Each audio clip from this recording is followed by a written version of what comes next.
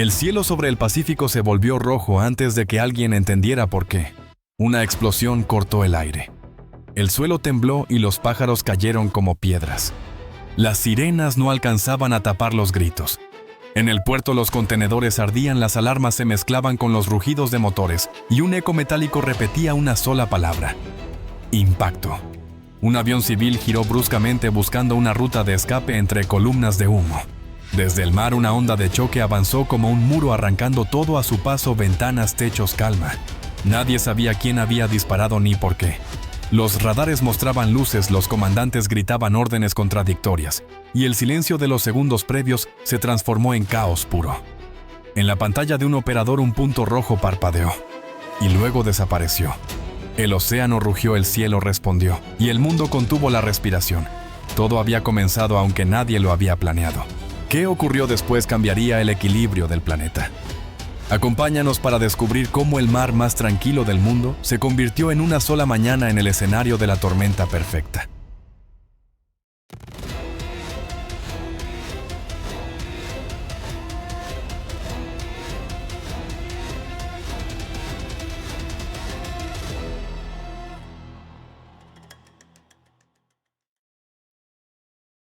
El Pacífico dormía como un espejo de acero. No había olas ni viento, solo un silencio tan espeso que hasta los satélites parecían contener la respiración.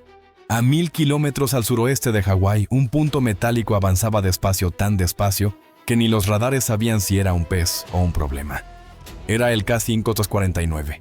Príncipe Vladimir, un submarino ruso valorado en casi 1.000 millones oficialmente, en misión científica. Claro, porque todos los laboratorios flotan con misiles nucleares a bordo, ¿verdad? Bajo su casco de acero, 142 tripulantes fingían ser oceanógrafos. En realidad participaban en un ensayo de comunicación encubierta, un juego de sombras llamado Northern Spear. Su objetivo no era atacar, sino observar cuánto tardaría Washington en asustarse. Dentro del submarino las luces rojas bañaban las consolas, el aire olía a metal y a nervios. En la superficie, el mar seguía inmóvil, ignorando que debajo de esa calma se escondía una máquina capaz de borrar ciudades. Los rusos jugaban con los satélites, transmitían señales civiles falsas, interferían su propio sonar y emitían datos de navegación de un buque pesquero inexistente. Era un espectáculo para los algoritmos de la CIA y la audiencia ni lo sabía. En Moscú, el Ministerio de Defensa observaba en silencio satisfecho. Era su respuesta elegante al nuevo sistema láser que Estados Unidos había probado cerca de Midway. Una demostración de no nos intimidan tan fácilmente. No se disparó ni un solo torpedo, pero el mensaje era claro. El Pacífico podía parecer tranquilo, pero bajo esa superficie alguien acababa de encender la mecha. En los despachos de Moscú lo llamaban Operación Northern Spear. Suena épico, casi heroico, pero en realidad era una jugada de nervios, una operación de presión psicológica, no de guerra abierta. El Kremlin no quería incendiar el Pacífico, solo recordarle a Washington que el océano no le pertenece. Desde hacía semanas, los analistas rusos observaban con molestia cómo Estados Unidos ampliaba la alianza AUKUS hacia Japón, moviendo submarinos y sistemas láser, como si fueran piezas de ajedrez. Así que Moscú decidió colocar su propio alfil bajo la mesa, el K-149, invisible, tranquilo y demasiado cerca para ignorarlo. A 120 metros bajo el mar, la vida dentro del submarino era una mezcla de rutina y locura. El aire olía a metal caliente, el café sabía a miedo recalentado, y el silencio pesaba más que el acero. 142 hombres compartiendo un pasillo de 20 metros, y la certeza de que si algo fallaba, se convertirían en puré en menos de un segundo. Los rusos lo llaman orgullo técnico, los marineros lo llaman claustrofobia con bandera. El capitán no necesitaba hablar. Un gesto bastaba para mover toneladas de acero. La tripulación sabía que no estaban allí para disparar, sino para ser vistos sin ser vistos, una sombra que respira bajo el radar americano. Proximidad disuasoria, decían los informes, demostrar que podían acercarse al corazón de Estados Unidos sin que nadie lo notara. Mientras tanto, a miles de kilómetros, los satélites de la US Navy registraban una traza sonar anómala el 29 de octubre. Una mancha tenue que se desvaneció en segundos. Nadie lo tomó en serio. En el Pentágono pensaron que era un cardumen. En Moscú, en cambio, sonrieron. El juego había comenzado y el silencio sería su arma más letal. A las 08:45 hora de Moscú, el mensaje llegó. 6 palabras codificadas, una cadena de dígitos y una instrucción final que nadie esperaba. Test Launch Authorized. El capitán la leyó 3 veces. No podía ser. Los ejercicios estaban suspendidos desde la semana pasada. Intentó solicitar confirmación, pero el canal de retorno estaba muerto, saturado por una tormenta de interferencias que venía del satélite Cosmos 249. El reloj marcaba 3 minutos para decidir obedecer o esperar y arriesgarse a que el Kremlin pensara que había fallado. En un submarino nuclear 3 minutos son una eternidad y a la vez un suspiro. Ordenó seguir el protocolo de prueba. Sin carga, solo impulso, dijo con la voz tan fría que hasta el acero pareció tensarse. La tripulación activó los sistemas uno a uno como autómatas. A 120 metros bajo el mar, el silencio se rompió por un zumbido grave, luego un rugido que hizo vibrar las paredes. Un misil Bulava emergió del océano dejando tras de sí una columna blanca como una cicatriz. En la superficie, los satélites estadounidenses lo captaron enseguida. Para ellos, no había misil de prueba, solo una línea de fuego ascendiendo en dirección a Hawái. En Pearl Harbor, las alarmas comenzaron a gritar antes de que alguien supiera por qué. En Moscú, el canal seguía mudo. En el submarino, el capitán solo murmuró: «Espero que alguien allá arriba tenga sentido del humor».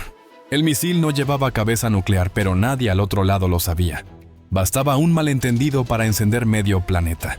A las 2:17 de la madrugada en la base de Pearl Harbor, el radar ESP-106 decidió tomarse un descanso. Actualización de software, decían los técnicos, solo un reinicio de rutina. Lo de siempre, hasta que la rutina se convirtió en una siesta de 90 minutos. Los 2 sensores de respaldo que deberían cubrir el hueco también se colgaron al mismo tiempo, como si hubieran pactado una huelga. En el informe posterior se hablaría de error de sincronización, una forma elegante de decir nadie vigilaba el cielo.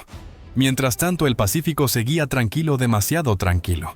En la sala de control, el operador más joven, Ward, 27 años, adicto al café y a las teorías conspirativas, miraba la pantalla parpadeante. Un pulso, una línea tenue desde el suroeste aparecía y desaparecía como un latido. Probablemente interferencia atmosférica, murmuró su supervisor, sin levantar la vista del teléfono. Ward anotó el registro, igual más por instinto que por protocolo. Nadie lo leyó hasta 8 horas después. Fuera, el mar estaba despejado. Los pescadores salían al amanecer sin saber que en los monitores de radar Hawái era literalmente invisible. Ni un ojo electrónico observaba el horizonte. La defensa más avanzada del Pacífico estaba por una vez con los párpados cerrados. Cuando el primer destello cruzó el cielo a las 10:02, Ward pensó que era un meteoro.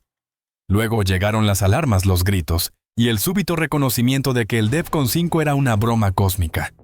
La base más fortificada del mundo había pasado 90 minutos ciega justo cuando alguien allá afuera decidió encender el fósforo. A las 10:02 de la mañana, el misil cayó.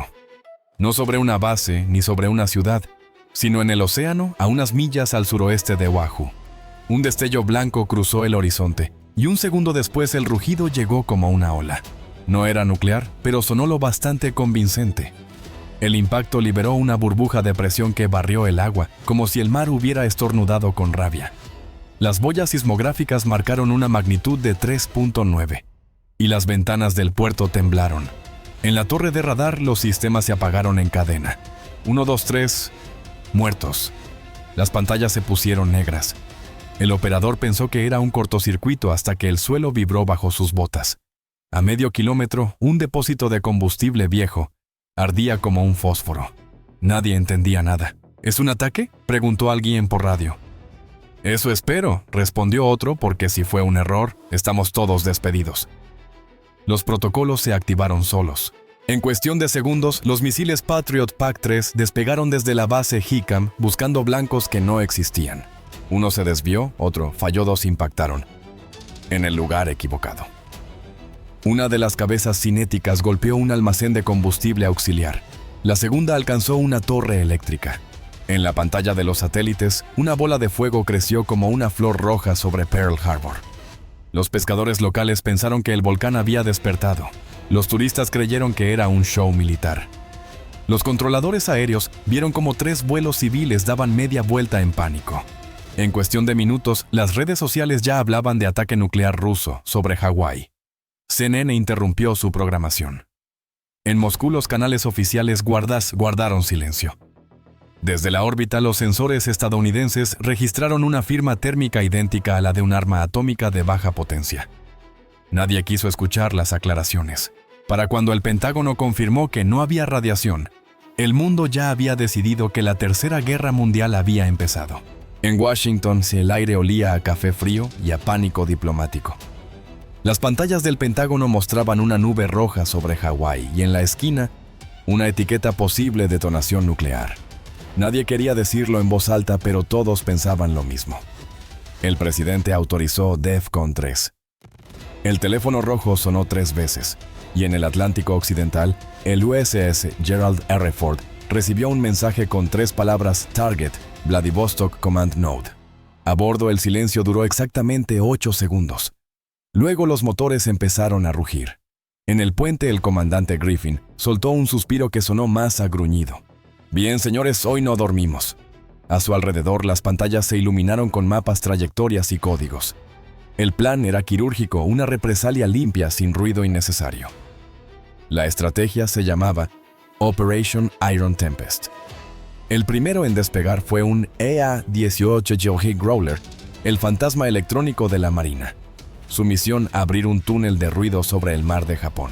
«Aullaremos tan fuerte que los rusos creerán que el cielo se volvió loco», bromeó el copiloto antes del lanzamiento. Detrás de él 3 F-35C rodaban hacia la pista cargados con misiles JSS, Air y combustible hasta los dientes. Más arriba, un P-8 Poseidón orbitaba a 40.000 pies vigilando cada eco en el radar. A las 17:01 hora local comenzó la sinfonía. El Growler liberó su enjambre de interferencias. Las pantallas rusas se llenaron de fantasmas 12, luego 20, luego 100. En Vladivostok, los operadores maldijeron y golpearon los monitores como si eso ayudara. Pero no había arreglo. El cielo entero era una jaula de estática. Los F-35 descendieron a baja cota. 6 misiles se soltaron desapareciendo bajo la bruma. 15 minutos después, el primer impacto sacudió el muelle norte, un depósito de diésel convertido en volcán. El segundo golpeó el túnel subterráneo de torpedos. Los sensores térmicos de los satélites KH-11 registraron un pico de 2000 grados. En la cubierta del Ford, nadie celebró. Nadie gritó victoria. Solo el zumbido constante de los motores y una frase breve del comandante: objetivo neutralizado. En Moscú, los teléfonos empezaron a sonar. En Vladivostok, el mar ardía, y el mundo acababa de descubrir lo rápido que puede responder el silencio estadounidense cuando se le provoca demasiado. A las 17:19, el infierno llegó a Vladivostok. Primero fue un destello, después un rugido, y luego silencio. El depósito de diésel del muelle norte se convirtió en una antorcha que podía verse desde 10 kilómetros de distancia. El calor fundió los cables eléctricos y los radares se apagaron uno tras otro, como si el alien hubiera desenchufado la ciudad del mundo. En menos de 3 minutos, la base naval más protegida del Pacífico se transformó en una maqueta en llamas. Las sirenas comenzaron a gemir, pero la interferencia del Growler todavía cubría la frecuencia. Las radios escupían estática. Los equipos de rescate no recibían órdenes. Algunos salieron corriendo hacia el muelle con extintores en la mano, como si un cilindro de espuma pudiera apagar un volcán. Otros simplemente se quedaron mirando el cielo naranja y preguntándose quién había empezado todo esto. Las cámaras de seguridad mostraban un espectáculo surrealista: submarinos ardiendo en sus diques, barcos liberados de sus amarras flotando en círculos como animales heridos. Las explosiones subterráneas rompieron el suelo y levantaron chorros de fuego. En los túneles de almacenamiento los torpedos detonaban uno tras otro, un aplauso infernal que no dejaba espacio para la esperanza. En Moscú, los analistas observaban los datos térmicos de los satélites NOAA. Temperaturas 18 grados por encima del promedio. «Eso no es un incendio», murmuró uno, «es una cremación». En el mapa, una mancha roja se extendía sobre la costa del Pacífico. El segundo punto ardiente del día. Los medios estatales guardaron silencio esperando instrucciones. Pero el silencio ya no servía de nada. Desde la órbita, la costa de Vladivostok brillaba como una herida abierta. Y en el resto del mundo los titulares escribían su propio epitafio: el Pacífico ya tiene 2 soles. Cuando el fuego se apagó, solo quedaron las cifras. En Hawái, 17 muertos confirmados, más de 300 heridos, miles sin electricidad. En Vladivostok, la cuenta era peor: más de 800 marineros desaparecidos, la mitad de la ciudad sin luz. 2 puntos del planeta unidos por el mismo silencio. Los noticieros hablaban sin parar, pero nadie decía nada nuevo. En CNN, un analista gritaba sobre ataques coordinados, mientras en RT, un presentador juraba que todo había sido provocación estadounidense. 2 versiones, un mismo desastre. Los mercados abrieron como si hubieran visto un fantasma. El petróleo subió 20% en una mañana. Las aerolíneas se desplomaron. En Tokio, las pantallas de la bolsa parpadeaban rojo como una alarma de incendio. En Londres, los inversores se refugiaban en oro. Y en Nueva York, los corredores de bolsa vendían como si el fin del mundo tuviera horario. La ONU convocó una sesión de emergencia. 19 países hablaron, 30 se acusaron mutuamente, y ninguno ofreció una solución. Error de comunicación, dijo el embajador sueco. Interferencia electrónica, corrigió otro. En resumen, nadie tenía la menor idea de cómo 2 superpotencias habían logrado incendiar medio océano por accidente. Mientras tanto, en las redes, el caos era absoluto. Videos falsos, imágenes de archivo, conspiraciones que hacían parecer a la realidad un simple rumor. Un usuario en Manila escribió: si esto fue un error, el universo necesita soporte técnico. A medianoche, los satélites mostraban 2 cicatrices brillando sobre el Pacífico, una sobre Hawái, otra sobre Vladivostok. Los meteorólogos lo llamaron anomalías térmicas. Los poetas en Internet prefirieron otra palabra: heridas. Y mientras el planeta trataba de procesar lo ocurrido en los centros de comando de ambos lados, la misma pregunta flotaba entre las paredes. ¿Cuánto cuesta un malentendido cuando se mide en megatones? Nadie declaró la victoria. En Washington, los portavoces hablaban de restaurar la estabilidad. En Moscú, de defender la soberanía. 2 frases distintas para no pronunciar la palabra que todos evitaban: derrota. Los analistas empezaron a llamarlo la guerra silenciosa de 2025 porque no hubo invasión, ni trincheras, solo botones, señales y malentendidos. Y aún así, el planeta se asomó al abismo, igual que en 1962, cuando un mal cálculo en Cuba casi encendió el fin del mundo. Pero esta vez no hubo misiles en la frontera, ni discursos en la ONU. Hubo códigos encriptados, algoritmos confundidos y sistemas automáticos que obedecieron antes de preguntar. La disuasión, ese frágil equilibrio que mantenía la paz, murió en el momento en que la comunicación falló. Un error de interpretación valía más que 1000 cabezas nucleares. En Bruselas, la OTAN publicó un comunicado de 10 líneas. En la última decía: no hay ganadores en una guerra que nadie quiso pelear. En otras palabras, todos perdieron, pero de manera muy ordenada. Mientras tanto, los satélites aún rastreaban el calor residual de Vladivostok y las ondas electromagnéticas sobre Hawái. Era como si la Tierra siguiera vibrando, recordando lo cerca que estuvo de apagarse. Y en algún despacho, un asesor presidencial murmuró lo que nadie quería oír: nos salvó la suerte, no la inteligencia. Luego el reloj del muro marcó medianoche y el mundo siguió girando un poco más lento, como si también necesitara tiempo para respirar. El océano volvió a callar. Sobre Hawái el agua se extendía tranquila, sin rastros de fuego ni humo, solo el rumor de las olas fingiendo que nada había pasado. En Vladivostok, el puerto ardido se había enfriado. Las grúas inmóviles parecían monumentos a un error que nadie se atrevía a nombrar. 2 mares distintos, un mismo silencio. A 3000 metros de profundidad, un sonar civil captó un eco solitario, un pulso que rebotó una vez y desapareció. Los técnicos lo archivaron como anomalía menor. Pero en la grabación se oía claramente un sonido breve, casi humano, como si el océano suspirara antes de guardar el secreto. Los satélites mostraban aguas limpias y cielos despejados, como si el planeta hubiera decidido maquillarse para olvidar. Los informes se cerraron, los titulares cambiaron de tema, y los analistas encontraron nuevas crisis que vender. Pero las corrientes aún arrastraban fragmentos de acero, y el fondo marino seguía marcado por la onda expansiva de lo que nunca debió ocurrir. Dicen que el mar lo borra todo, pero no esta vez. Esta vez el océano se tragó, o tragó la evidencia, pero no la memoria.